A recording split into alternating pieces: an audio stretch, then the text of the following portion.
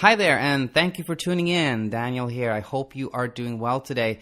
I want to thank everybody who's been following this podcast. You've probably noticed that so far it's simply been the audio from the YouTube channels that I have posted here. But starting today, I aim to do a once per week podcast specific, longer episode where we talk to somebody that has trouble sleeping, somebody that has overcome insomnia, or somebody that's an expert in the field and can share insights and tips with us. Today we're talking to Mike, who started having trouble sleeping really in November of 2018, and he has found help in cognitive behavioral therapy techniques, specifically learning about sleep effort. A lot of times the things we do to try to sleep better actually backfire and make us sleep worse. So with us today, we have Mike, who I connected with on the YouTube channel a couple of weeks ago, and we'll talk to him a little bit about his problem sleeping and how he's doing and what he has learned throughout this process. So first of all, thanks so much, Mike, for being willing to come on. Oh, no problem. I really appreciate you taking the time. I know you're really busy as a doctor to answer people's questions, and a lot of your videos have been very helpful to me, and I pretty much watch them. I think you post them pretty late. I'm pretty much up anyway. So I watch them. They've been pretty helpful, and it's nice to know that there's other people out there that's kind of struggling with the same issues. Totally. So it definitely has been helpful. It's just if we can talk and anything I say can help anybody else, that's really kind of why I want to do it. And also, I think it's important for you to help grow your channel. As you've talked about in your YouTube videos, there's a lot of misinformation. There's a lot of people that are trying to make money. Yeah, that too. And so this is really, I feel, is a channel that is no ego, no ulterior motive, just really just trying to help people find the better way to sleep. I totally appreciate that, and yes, for personally for myself and the channel, it's really helpful that you're coming on. But more importantly, of course, I think it's really important for everybody who's tuning in here to hear somebody like yourself, Mike, that really has had a lot of trouble sharing this. So without further ado, then do tell us, like, how did your trouble sleeping, how did it all start on your end? Yeah, so really, I can probably go back to. I'll have to take you back to like 2012. The insomnia didn't start until this year, or last year. But so in 2012, I'll kind of connect the dots here. I had kind of a health scare. I was having some nerve issues in my feet. Didn't really know what it was. It kept me up. I couldn't sleep. I was panicking. Eventually, I started kind of having this what they call disequilibrium. Had trouble walking, so that scared me more, and I thought I had like these really horrible neurological diseases. And so basically what we found out was that I had I had a pinched nerve in my back that was causing the problems, the pain in my feet, or my feet would feel like they're on fire. And then I also found out that I guess I was born with this condition in my eyes called binocular dysfunction. And that basically just means that the eyes don't work together, and specifically convergence. Literally, like one eye, the right eye kind of moves in, and then the left eye will kind of go in, and then if you push it in enough, it'll just basically come out. So I was prescribed some glasses for that, some prismatic glasses for that, and eventually everything went back to normal. And then as soon as the pain went away through physical therapy and the prismatic glasses, which I hadn't wore for like a year and I stopped wearing them. Once that kind of subsided, I went right back to sleep just like that. Oh, so you did have like 2012, you had some insomnia, but it kind of resolved. Yes. Yeah. It wasn't serious. It never became like the problem. It was more like, hey, once the pain goes away, and once I kind of started, this disequilibrium started going away, then it just everything subsided and went back to normal. Yeah. And so now we can fast forward to September of 2018, and what happened was I just basically woke up it was probably the third week of September. I woke up with like this kind of beeping sound in my ear. And I've had basically tinnitus since my 20s, just noise induced, just listening to loud radio. But there's a term called habituation. I habituate. That's basically where it just doesn't bother you anymore in the brain. You know this, just to kind of explain Yep. to people. Sure. Yep. It bothers you, and then eventually over time it doesn't, and then the brain kind of figures that, okay, this isn't dangerous. It's more of an annoyance, and it just Kind of actually gets just used to it. yes, you just habituate to it exactly. And so, but this one's like a little bit different. It was like this little beeping sound that I heard in my ear, and I just like I have a history of panicking over little things, big Yeah. things, or whatever. It's just, and so just basically, I just basically panicked. I went to the ENT. He said, "Hey, there's nothing wrong. I don't see anything wrong." We did kind of some MRIs and stuff like that, and so that kind of sent me down a journey of not being able to sleep. Got it. This insomnia still wasn't like chief yet, but it started making me change the way I sleep. I'll talk about that a little bit too, where I sleep at, how I sleep. And so I kind of felt like once I started habituating a little bit, because that type of stuff is different for everybody when people start habituating. And so Yeah. I started being able to do things like masking, and then in my case, it goes away for like 3 weeks, and then I'll hear it sometimes. And it hasn't been as bad as it was in September. I don't know why. Maybe it's just I panicked or something. I don't know. So the reason why I mentioned 2012 is the same exact thing happened. As soon as I had a health scare with the ear, Yeah. it started affecting my sleep. Yeah. And then sure enough, I started having this disequilibrium. And so I was like, "But what's going on here?" And so the doctor so when I went to the ENT, he said, because I went to him in 2012 to see if it Yeah. was my ears. He said, "Hey, didn't you tell me that you had like a eye issue?" And remember, I hadn't been wearing my glasses in forever because I didn't need them. And so I said, "Yeah," I said, "I did." And so what happened was I went back, and my doctor retired. He was already kind of in his 70s, and he retired. So I kind of panicked a little bit Yeah. because the glasses, I started trying to wear the glasses again. They weren't working. Very few people, optometrists handle this issue. It's something that optometrists handle. And so I saw my doctor, a new doctor, and I was kind of, not sure if he could help me. And so he basically told me that, hey, I can give you new glasses, but really you can take vision therapy, and Okay. you won't have to do the glasses. And so long story short, I started taking vision therapy for the binocular dysfunction. And I have my vision therapist. Her name's Marianne. She likes to talk a lot, Yeah. Yeah. Yeah. and she likes to tell me all the issues other patients have and stuff like that. That's a vision therapy. And back when I saw my previous doctor in 2012, he asked me had I ever been in a wreck before. He said that the things he saw in me was like someone that had what they call TBI, traumatic brain injury. Uh-huh. I thought back then he was being a little bit melodramatic, but the new doctor said the same thing. Got it. And then Marianne, my vision therapist, would ask me that a couple of times. And so I kind of felt like I was starting to getting better at sleeping, but I started getting scared when I would hear her say things like, Yeah. hey, did you ask your mom if you ever had any accident? Because some of your tests and results and stuff is what we see in patients with TBI.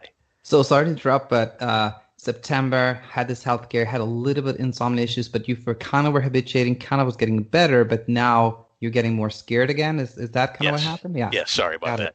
Sure. Yeah. No, go ahead. So I felt like I was starting to kind of sleep a little bit, but Yeah. then I started going to vision therapy, Yeah. Yeah. and the therapist would say things that I felt would scare me, like, "Oh gosh," or I kind of felt like she told me she hadn't seen a patient like me before because she said I forget the language she used. She said normally someone will have this or this, but she said you have Not both. both. Yeah, I got okay. Yeah, and so I would get scared, like, is she saying she can't help me? Or so literally that night, it was a Tuesday when I went to vision therapy. I go to vision therapy on Tuesdays and Fridays. And Yeah. so that first Tuesday, and I knew in the back of my mind, like, I don't think I'm gonna be able to sleep. And Ah, so that's when that day is when the insomnia became primary. got it. And the ear stuff was not a problem. It started scaring me about my eyes. And so that's when the insomnia started in November. Yeah. So the ear stuff happened in September, Yeah. but true insomnia is the primary problem happened in November when I went to vision therapy Got it. the second weekend, the third week in November. And so I guess what you would, as you would call Physical. psychophysiological Exactly. insomnia. And so where it's basically primary. And so basically I started looking on Reddit. I started looking on the internet, And sorry to interrupt here, Mike, but tell us, like, your insomnia kind of became full blown here. What uh-huh. was happening? Like, you couldn't fall asleep, or you Yeah. woke up all the time, all those things, Sorry or about that. Yeah, yes, no, sir. it's so basically I just couldn't fall asleep. Got it. Um, I I probably have a lot of bad sleeping habits. I just typically I sleep on my couch. I've always slept on my couch. I live by myself. And so typically I was always a good sleeper. I could just basically I probably was probably going to sleep on average at like 10:30, Yeah. and I maybe wouldn't be sleepy uh, before all this, but I could just lay down and it would just happen naturally. Does that make Got it. sense? Exactly. And then even on weekends, I could kind of like rest and take naps and stuff like that, but still at like Still 10, sleep. 10:30, Yeah. Yeah. still able to sleep. And I remember what's so funny is I remember Googling sometimes like, hey, why do I fall asleep when I sleep on my couch? Like Right. last year. So it's so weird that it's the opposite now. I can't really. And so that's basically what happened is I started not being able to sleep. And so I started trying to do a lot of things. I read a book called Say Goodnight to Insomnia. I Yeah. believe that's the name of it. I read that. I saw some stuff on Reddit, and so I started trying to practice some CBTI techniques. Yeah. Because another thing that's probably important is I'm starting like a new job. I started a new job at the end of November with Yeah. a company, and so that was kind of stressful because that interview process was very stressful. And Exactly. so excuse me. So I started trying to do certain things, CBTI related stuff. I started, again, I sleep on my sofa. And Yeah. so the first thing I did was I ordered a bed because when I started having problems sleeping, I went to a room that has no bed in it. I would just sleep on the floor. And Okay. Yeah. Wow. I would just toss and turn. And so I think I was building up that negative association in that room. And Exactly. so I bought a bed. Some of the things I did, I bought a what called a light box. Yeah. I bought one that's actually sitting right here. Started trying to do light therapy. I journeyed into sleep restriction. That was fairly interesting because I'm always good about getting up in the morning at like really early, Yeah. 5:30. That's Yeah. nothing. But with sleep restriction, I think the problem that I had was I couldn't. At first, when I started it, I kept changing my window. Like I Yeah. think I started at like 1, and then I changed it to 12:30. Just a quick thing here, Mike, just for everybody who's listening here and you're not familiar with sleep restriction and window, etc. Just a quick thing, like, when you have insomnia, a good thing generally to do is like kind of go to bed later than you usually do, get up earlier, have a smaller window of sleep, so you're more sleepy when you go to bed, and that can sustain you. And this is what Mike is talking about here. So yeah, go on, Mike. Yeah, and so what I did is, and it just kind of go back. I was starting a new job at the last week of November, Yeah, and so I decided to try sleep restriction the week before.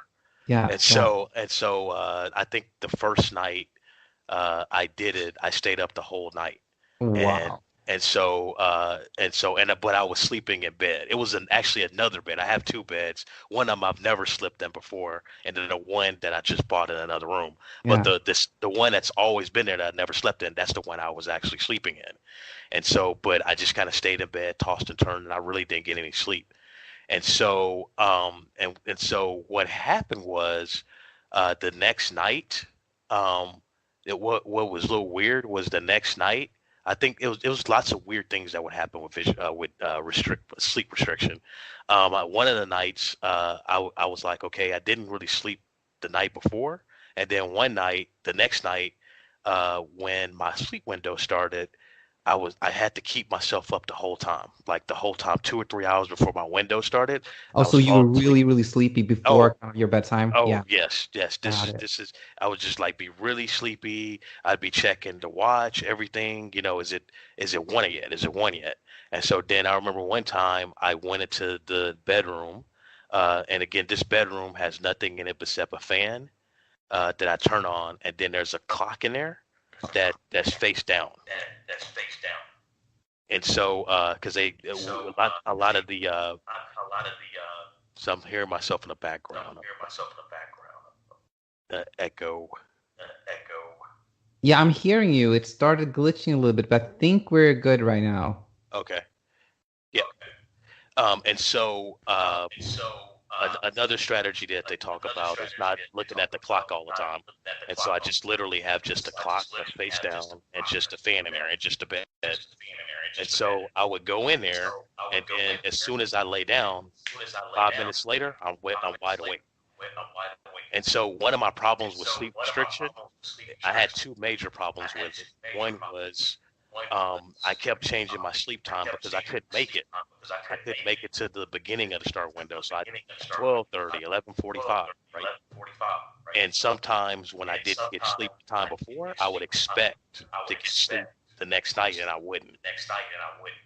And so this was a struggle. So I kind of did sleep restriction on my own for a little while, and did some other things. I got the some of the apps that will dim your computer, the blue light. Yeah. I got blue light blockers here, all this other stuff that I did. Just really didn't seem to work. And I think you talked about video you had talked about sleep effort, and Exactly. I think I was doing a lot of that. I was just doing a lot of ceremony to try to go to sleep. And I actually saw a psychologist, and I don't think that helped me a lot because I think they were basically trying to take me down a road of a lot of sleep effort too. Uh, One psychologist said, "Hey, I tell my patients to basically just when they can't go to sleep, as you talked about, you can't go to sleep, get up, get out of bed, 15 minutes, which is good. But this person said, just sit in the dark, don't do anything. Right, right. Yeah, don't read, don't watch TV, don't do anything." And I felt I've kind of done that before already, and it's just a recipe for disaster for me because I'm just gonna be angry. If I'm Got it. just if Got I'm it. just sitting in the dark like that, I'm just gonna be angry, and we don't want that, right? Yeah, yeah. And so you did a video where you talked about I had to travel to Kansas City to be on site for a client, and so there I was pretty busy a lot, and so insomnia really wasn't on my mind that much, and so I would just literally just kind of watch TV until I just would go to sleep. And so then I would Yeah, just go to sleep and just boom. I was never up, stressed, or anything like that. I don't know that I slept well, but it just wasn't a problem. And I think I went to exactly. Kansas City about 3 weeks ago. And so ever Yeah, since then, I just don't really do ceremony. I don't look at the clock. I don't think about if I'm gonna sleep. I don't dim the lights down. I don't do a lot of things like that. I try to just say, okay, if I don't go to sleep tonight, then it's not that big of a deal because I've been on like 1 hour's sleep before and I've done well, right? exactly. So So the trip to Kansas somehow became a turning point. I wouldn't say it was a turning point. It was more of like it reinforced like what you kind of talk about how a lot of this is just psychological. Yeah, A lot of these negative associations, thinking about stuff, ceremony, just a lot of things that I was basically doing.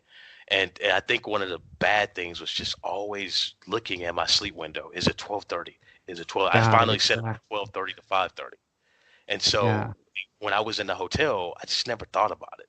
It was just like exactly. I think at the hotel I would switch. One thing that I try to do if I'm gonna watch TV if I can't sleep, would try to like say, okay, if I can't sleep, I want to watch stuff that's different than I would normally watch. Like one thing is Bob Ross, the painter, Joy of Painter series, Okay. Okay. stuff like Yeah. that. So I think in the hotel sometimes I would switch. There's some ASMR stuff Yeah. that's out there, so I would switch to that.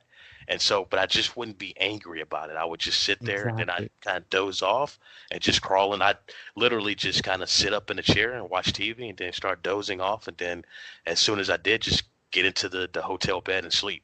Got it. Again, this wasn't, I don't know that I slept great, but it just wasn't really an issue. Yeah. And Yeah. Yeah. so, No. And I was going to say this is really really helpful, and I want to go back to this and explore this a little bit more. But mm, at this point, as I kind of talked to you about Mike, sorry, before, um, up until this point, so we have the story of how you started having insomnia, got really bad up to a point, and then after this trip to Kansas, not necessarily sleeping great, but really, things changed for the better there. So, what would you say, like if through kind of this insomnia journey you had, now, what would you say was kind of like the most valuable thing you learned that you would pass on to somebody else that has trouble sleeping?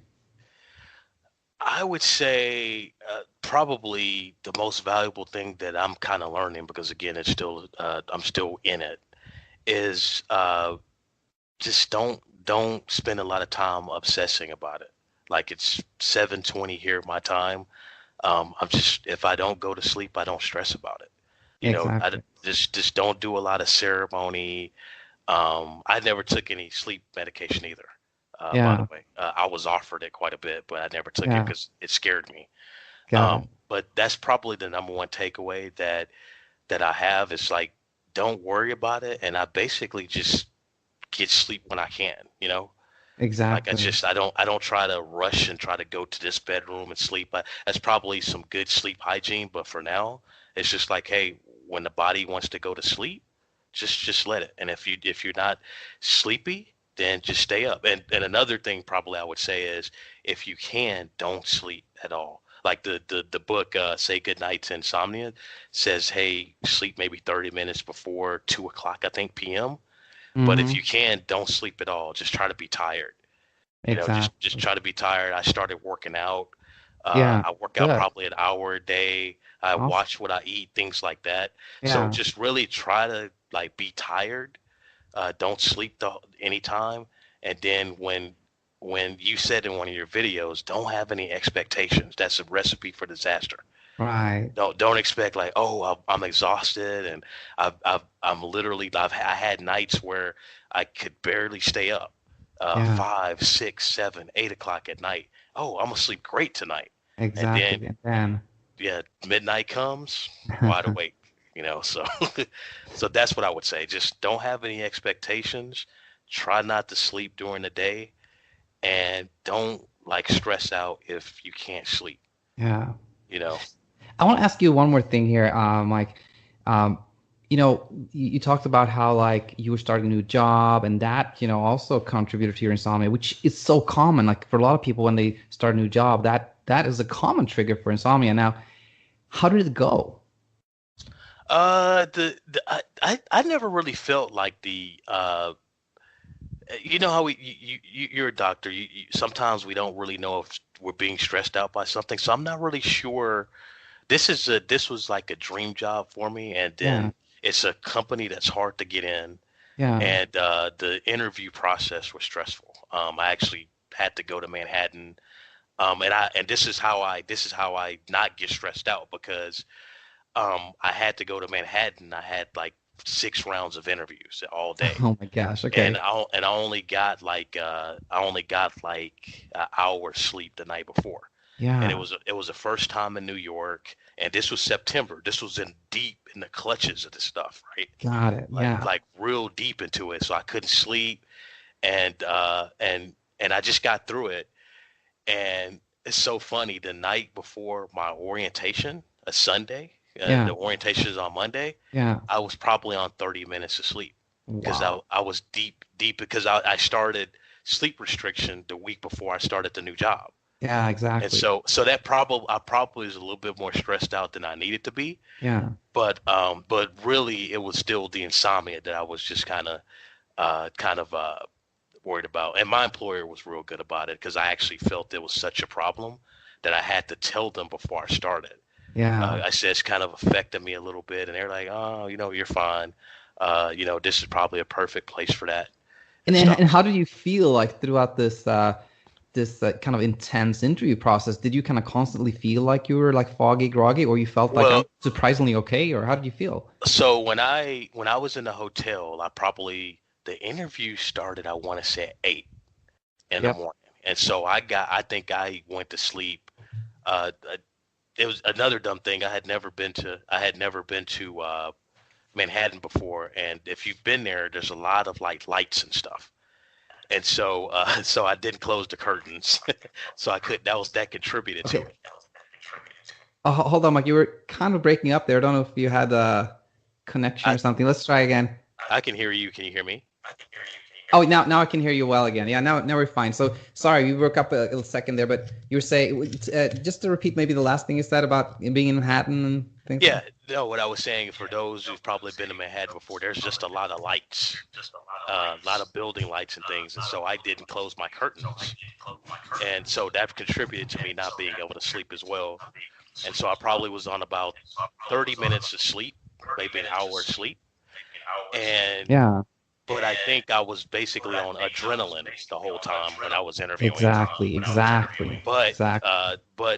there was basically 3 interviews, and then you get a lunch break, and then there's 2 more interviews after that.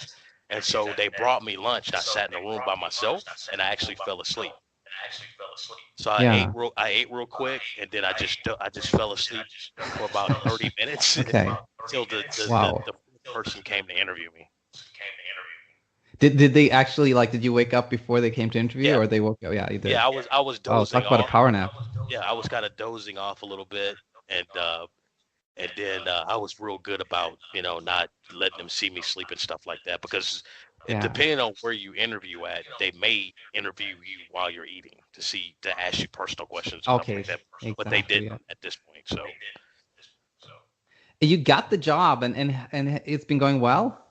yeah, it's been going well. It's been a little bit bumpy because I've been doing kind of independent consulting. So this is like a really large Okay. company, so it's kind of weird to have structure and a supervisor Transition. and stuff Yeah. like that. Yep. So Got it. All right. Well, it sounds to me like kind of to summarize a little, or one more thing I want to ask before kind of like going into summarizing a little bit. Uh, do you feel like it sounds to me as if like the sleep effort part, which is like oftentimes the more you try to sleep, the more things you try to do to sleep often backfires. That seems to like understanding that seems to have helped you a lot. But did you feel like the other core things like the bedtime restrictions, spending less time in bed and getting up when you can't sleep, was that helpful to you? that's really hard to say because I think the sleep restriction definitely helps because and for now what I do is I still wake up at the same time for the most part at 5:30. Yeah. I always wake up, but what I'm doing on the back end now is that I don't like watch the clock. I just go to sleep when it happens now. Does that make sense? And Yeah. so I think Exactly. I think some things help me with it, but I would say overall, what really helped me is just not stressing about sleep. And Exactly. and I think sleep restriction works. And it's just so hard for me to like consistently make it to 12:30 or 1 o'clock or Yeah. whatever my sleep window is. That Yeah. was very hard. I was surprised by that.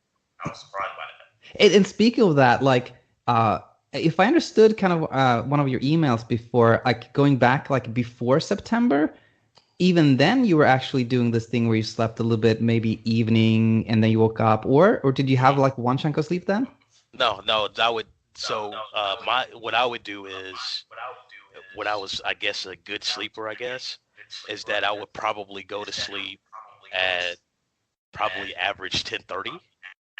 So I would probably go to sleep at Hmm. 10:30 because I've been working from home for 5 years, basically. And so I start my day at 7. And so what I would do is I would go to sleep around 10:30 a.m. I'll probably wake up around 4 a.m. Yeah. Kind of surf the internet, check email. Then I would go back to sleep around 5:30, 5:45, sleep, wake up again at like 7:15, and then start my day. So I would Okay, I okay. would get like 6, 7 hours of sleep, but it was restful sleep. You know, Kind it was yeah, it was exactly. Yeah. All right. Okay, well, I think this was super helpful, Mike. I think again, particularly like the one thing that I think is important for the key thing I think that we can learn from this is like this thing about sleep effort that, like really trying to sleep, like thinking a lot about sleep can really backfire. And I would love to if you're open to it, like maybe like a year from today, like check in with you again and see right. how you're doing, something like that. Oh yeah, no, that'd be awesome. Yeah. Um, but oh yeah, yeah. One last thing I want to ask you, and then of course, if you have anything to add, please do, Mike. But how did you find my YouTube channel? I think I typed in. I know how I found it. I typed in CBTI in Oh really? YouTube. Yeah, or Okay, probably cognitive behavioral exactly. therapy for insomnia, something like that. Yeah. I'm surprised that you're not on Reddit. I looked you up the other day to see if you're in the insomnia subreddit, but I didn't see anything. Um, but Oh yeah, yeah. yeah, as there's a lot going on there. So if you ever get time, post on there. Right. Um, Yeah, yeah. I have to share something then. As you bring that up, that's one of the first things I did. I kind of like went straight to Reddit and without having been a member, and I was like, hey, I want to do an AMA and ask me anything for those who are not familiar with that. And they were like, why don't you just kind of like become a member, like share a little bit first before you do that? And so I have been there, and I have actually an anonymous like handle where I'm kind of helping oh, people out a okay, little bit. So one day I'll do that Reddit AMA thing, hopefully. Yeah. okay. Uh, okay, Mike, it was super nice talking to you. Thanks for coming on, and hope you will sleep better and better. Okay. Hey, thanks for giving me the opportunity, and hopefully this will help somebody else. It sure will.